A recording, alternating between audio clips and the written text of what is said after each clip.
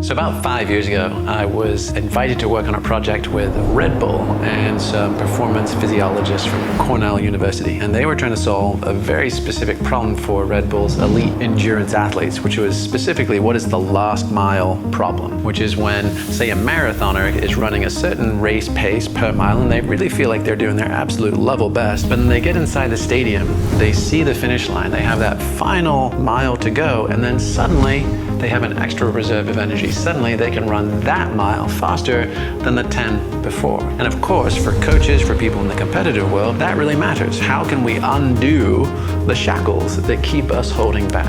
But that question really got me wondering, which was, how much are all of us holding back? All of the time in our days. How much love a little less, think a little less, work a little less, give a little less, because we are unconsciously holding something back from what our fullest, bravest, most courageous expression could be. And that has really become the work of the Flow Genome Project, which is how do we take our peak states, our absolute highest and best experiences, and how do we use those as inspiration to connect with our work and our day-to-day lives, families, jobs, and commitments. And what that looks like is really helping people do three things. It's wake up from having those peak experiences that remind us there's something more worth living for. But once we've woken up, what do we do with that? Well, the very next thing is to grow up, to actually take those insights, take that information and inspiration, and use it to mend, use it to integrate, use it to patch our bones and the places we've been knocked out of whack. And then finally, once we've done those two things, the only thing left to do is to show up. Show up for ourselves,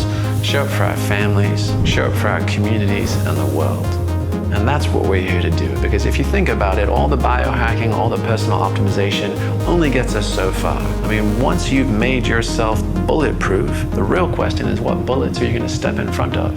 And on behalf of whom? So we lead leaders, and that starts with personal mastery. Can I become a grown-ass human? Can I stand on my own 2 feet? Can I balance my rest, my nutrition, my movement, my commitments, my relationships? But if I can do that and I have a little bit left over, then can I pay that forward into my family, the people closest to me? If I have a little bit of that left over, can I pay that forward and step up and take a role leading my community? Now, we're blessed on getting to work on that spectrum from both sides. We work with elite world performers, special operations, military commanders, United Nations members, elite executives at some of the top companies in the world, artists, athletes all over. And we're blessed to play at that level of people already making an impact at the world level. But we also care about the grassroots movement, which is how can we help more people wake up, grow up, and show up from themselves, their families, and their communities. It's a worldwide collection of some of the most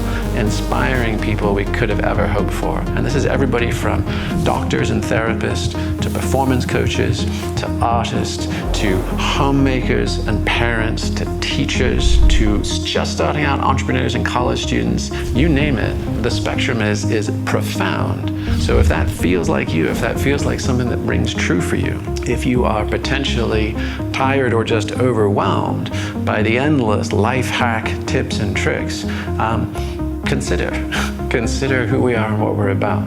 Because our commitment is not information, it's application. If you really want to know which part of the hippocampus in your brain lights up when you do a certain thing, we can share that with you.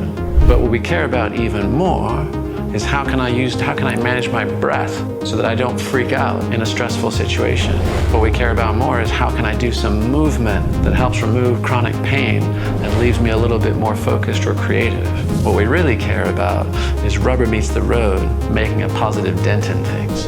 And the dent that happens in our community is truly amazing. And the people that connect in this community report that their friendships and relationships are some of the deepest and some of the tightest and most profound that they've had in their whole life. So that's really who we are. We're a community of people walking each other home. And the intention is that when we combine flexing our states of awareness and having those moments where it all makes sense, mending the places we get banged and scraped, and connecting together, that then we have a chance to make an impact on the world that we all know we're here to do. So when it comes back to that last mile, that question of why are we holding back, it's common sense. We're holding back because we don't want to run out. But once we understand what our bodies and brains do and how they affect our hearts and minds, we can learn to literally make love.